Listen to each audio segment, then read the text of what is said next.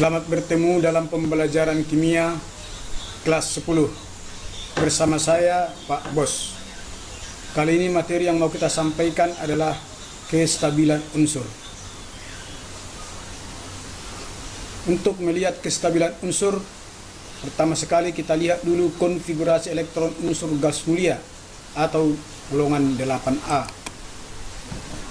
Gas mulia terdiri dari 6 unsur: helium, neon, argon, krypton, xenon, radon. Jadi kalau kita buat konfigurasi kulitnya, konfigurasi elektron kulitnya, semua berelektron valensi 8 kecuali helium, karena memang elektron dari helium hanya 2. Tetapi walaupun dia hanya 2, karena dia hanya mengisi kulit pertama, di mana kulit pertama itu maksimum 2, maka helium itu dikatakan sudah penuh pada kulit terluarnya. Kemudian neon sampai argon, elektron valensinya ada 8. Itu pun sudah penuh pada kulit terluar.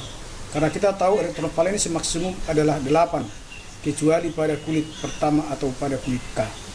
Maka semua elektron valensi dari gas mulia sudah penuh atau sudah stabil. Maka elektron valensinya ada yang 2, ada yang 8. Yang 2 disebut memenuhi kaidah duplet. Sedangkan yang 8 memenuhi kaidah oktet. Maaf, di sini tertulis duplet, sebenarnya duplet. Baiklah, kita lanjutkan ya. Semua unsur di luar dari gas mulia ini, ya, ada 118 unsur yang terdaftar di dalam SPU. Di luar daripada gas mulia ini, ingin seperti gas mulia, ingin stabil, ingin 8 di kulit terluar, tapi sebagian ada yang ingin seperti helium, misalnya seperti lithium, karena elektronnya hanya sedikit. Bagaimanakah unsur-unsur lain untuk mencapai kestabilannya? Itulah yang mau kita lihat di dalam kestabilan unsur ini. Kalau kita gambarkan kulit dari elektron-elektron itu, maka kira-kira demikianlah susunan elektron pada konfigurasi elektron kulit gas mulia. Helium yang 2 itu di kulit pertama, inilah elektronnya yang 2. Kalau untuk neon yang 10, kita tahu di kulit pertama ada 2, di kulit kedua ada 8. Mereka berputar mengelilingi inti atom. Kemudian di kulit atau untuk argon ada 18. Di kulit pertama ada 2 elektron, di kulit kedua ada 8 elektron. 2 dengan 8 sudah 10, tinggal 8 lagi dari 18, maka di kulit terluarnya juga ada 8. Begitulah selanjutnya. Maka konfigurasi elektron ini, konfigurasi elektron gas mulia ini kita sebut konfigurasi elektron yang sudah stabil. Maka semua nanti selain gas mulia ingin seperti gas mulia. Baiklah, kita lanjutkan. Untuk mencapai kestabilan itu, maka ada nanti atom yang cenderung melepas elektron dan cenderung menangkap elektron.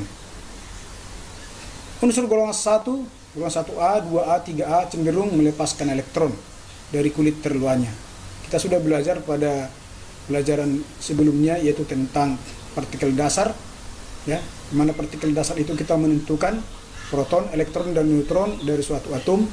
Di situ kita sudah bisa melihat adanya pelepasan elektron dan penangkapan elektron yang menyebabkan atom itu menjadi bermuatan, yang kita sebut dengan ion. Maka nanti yang melepaskan elektron dari kulit terluarnya, dia berubah menjadi bermuatan positif. Salah satu contoh dari golongan 1A mempunyai elektron valensi 1. Dia cenderung melepaskan 1 elektron karena elektron valensinya 1. Maka seperti lithium yang konfigurasi elektronnya 2,1 karena elektronnya hanya 3. Maka ini lebih cenderung melepaskan elektron yang di kulit terluarnya daripada menambah. Kalau dia mau menambah, ini nanti jadi kulit kedua, itu elektron valensinya harus 8. Maka dia membutuhkan 7. Maka lebih mudahlah membuang 1 ini daripada menambah 7. Sehingga nanti ini akan dibuang satu elektronnya, dibuang satu, dilepas satu, maka tinggal dua. Jadi konfigurasi elektronnya 2 dan 1 tinggal menjadi 2. Yang perlu kita perhatikan di sini adalah di mana waktu dia netral, ya, litium ini mempunyai nomor atom 3, mempunyai proton dan elektron sama-sama 3. Kita tahu bahwa proton itu bermuatan positif, elektron bermuatan negatif. Jumlah mereka sama, maka dia netral. Tetapi karena tadi ingin mencapai kestabilan harus melepaskan elektronnya satu, sehingga elektron sekarang tinggal 2, maka yang negatif tinggal 2.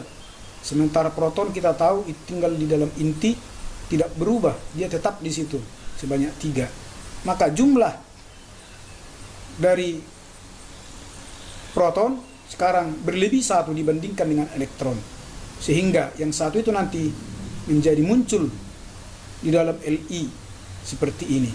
Maka dia bermuatan positif karena tadi berlebih 1 positif. Kita tuliskanlah itu di dalam Li, artinya dia berubah menjadi ion. Li berubah menjadi ion, yaitu Li positif. Maka bagaimanakah cara Li untuk mencapai kestabilan? Dia harus berubah menjadi Li positif atau menjadi ion Li positif. Demikian untuk Li. Mungkin bisa kita lihat contoh lain, misalnya seperti golongan satu yang lain, seperti Na, natrium. Natrium mempunyai elektron 11, berarti konfigurasi elektronnya 281, elektrovalisinya 1, maka cenderung melepas 1, sehingga berubah dia menjadi positif. Nah, waktu dia Na netral, ya, netral, dia mempunyai proton dan elektron sama-sama 11. Tapi supaya dia stabil, dia harus membuang 1, melepas 1. Sehingga konfigurasi elektronnya menjadi 2 dan 8. Nah, waktu dia 2 dan 8, tentunya elektronnya berkurang 1. Tadinya 11, elektronnya sekarang jadi 10. Maka berlebihlah protonnya 1.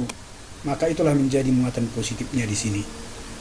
Nah, berarti bagaimana cara Na untuk mencapai kestabilannya? Dia harus berubah menjadi ion Na positif, sama dengan Li tadi. Oke. Kita ambil dari golongan 2. Golongan 2. Golongan 2 elektrovalensinya 2, berarti cenderung melepas 2. Maka dia nanti berubah menjadi bermuatan 2 positif atau positifnya ada 2. Salah satu contoh adalah magnesium. Elektronnya 12, maka 282 konfigurasi elektronnya. Maka yang 2 ini lebih mudah dilepas daripada menambah 6 lagi supaya di 8. Nah, jadi waktu dia netral, jumlah proton 12, elektron 12, tapi setelah kita buang 2 elektronnya, maka konfigurasi elektronnya menjadi 2 dan 8. Nah, sehingga perbandingan proton elektron tidak lagi sama, di mana proton lebih banyak 2, atau yang positif lebih banyak 2. Maka Mg ini sekarang berubah menjadi Mg2 positif, ya. Jadi kestabilan unsur Mg adalah dia harus berubah menjadi ion Mg2 positif. Contoh lain dari golongan 2, masih golongan 2. Ya, mungkin kita lihat di sini kalsium. Kalsium 20, berarti 28882. Nah, maka protonnya sama, elektron sama, waktu dia netral. Untuk mencapai kestabilan, maka yang 2 ini dibuang, sehingga konfigurasi elektronnya berubah menjadi 288. Setelah dibuang 2, maka elektronnya berkurang 2, dari 20 menjadi 18, sehingga protonnya berlebih 2. Yang berlebih 2 itulah menjadi muatan Ca, yaitu 2 positif. Maka bagaimanakah cara Ca untuk mencapai kestabilannya? Dia harus berubah menjadi ion Ca2 positif. Kemudian mungkin dari golongan 3, ya, golongan 3 elektrovalensinya 3, maka melepas 3, sehingga berubah menjadi 3 positif atau positifnya ada 3. Salah satu contoh adalah aluminium 13, konfigurasi elektronnya 2, 8, dan 3, di mana jumlah proton elektron sama waktu dia netral. Maka setelah dibuang 3, maka berubahlah konfigurasi elektronnya menjadi 2 dan 8.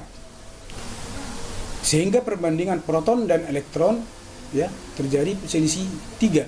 Protonnya lebih banyak 3, sehingga yang lebih protonnya tadi menjadi muatan atau ion dari Al3 positif. Maka bagaimanakah cara Al supaya dia stabil? Maka Al berubah menjadi ion 3 positif. Itulah beberapa contoh dari atom yang melepaskan elektron untuk mencapai kestabilannya. Bagaimana dengan yang menangkap, ya, yang menerima menangkap elektron? Yang menerima atau menangkap elektron itu dari golongan 4 sampai golongan 7. Kalau golongan 8 kan sudah stabil. Maka nanti yang golongan 4 ini, elektron valensi 4 cenderung menangkap 4. Yang golongan 5, elektron valensi 5 cenderung menangkap 3 supaya 8. Yang golongan 6, elektron valensi 6 cenderung menangkap 2. Dan yang golongan 7, elektron valensinya 7 cenderung menangkap 1. Semua ini yang menangkap ini berubah menjadi bermuatan negatif. Untuk golongan 7, pertama kita buat dari belakang, dari golongan 7, ya, cenderung menangkap 1, maka dia nanti akan bermuatan 1 negatif. Biasanya kita tulis negatif saja. Nah, contoh, ya. Contoh F. Elektronnya 9, berarti konfigurasi elektronnya 2 dan 7. Maka waktu dia netral, protonnya 9, elektronnya 9. Maka untuk memenuhi kestabilannya, dia membutuhkan satu lagi elektron. Kita sebutlah itu menangkap 1 elektron. Jika ditangkap 1 elektron, tentunya, ya, yang 7 berubah jadi 8. Maka perbandingan proton elektron, berlebihlah elektron. Elektron itu bermuatan negatif, berlebih 1. Elektron yang lebih 1 inilah menjadi ion di F ini. 1 berarti F negatif. Maka bagaimanakah cara F untuk mencapai kestabilannya? Dia harus berubah menjadi ion F negatif. Oke, contoh lain. Masih golongan 7A. Ya, golongan 7A, Cl. Elektronnya ada 17. Berarti konfigurasi elektronnya 2, 8, 7. Maka waktu dia netral, proton elektronnya sama-sama 17.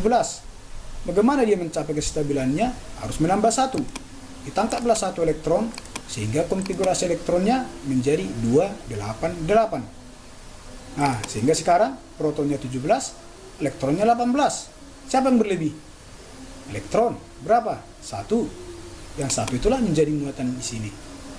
Ya, elektron bermuatan negatif 1. Maka bagaimana Cl untuk mencapai kestabilannya? Dia harus berubah menjadi Cl, ion Cl negatif. Golongan 6, elektron valensinya 6, berarti kekurangan 2 elektron. Maka dia nanti menjadi bermuatan 2 negatif. Bagaimana prosesnya? Kita lihat. Misalnya oksigen 8, konfigurasi elektronnya 2 dan 6. Maka waktu dia netral, proton elektron sama-sama 8. Sekarang yang 6 ini supaya stabil membutuhkan 2. Maka dia menangkap 2 elektron. Setelah ditangkap 2, dia berubah menjadi 2 dan 8. Maka protonnya 8, elektronnya 10. Berlebihlah elektron 2. Elektron itu bermuatan negatif. Maka 2 lah negatifnya untuk O. Maka bagaimana oksigen mencapai kestabilannya? Dia harus berubah menjadi ion O2 negatif. Contoh lain dari golongan 6, ya. Mungkin kita ambil contoh sulfur.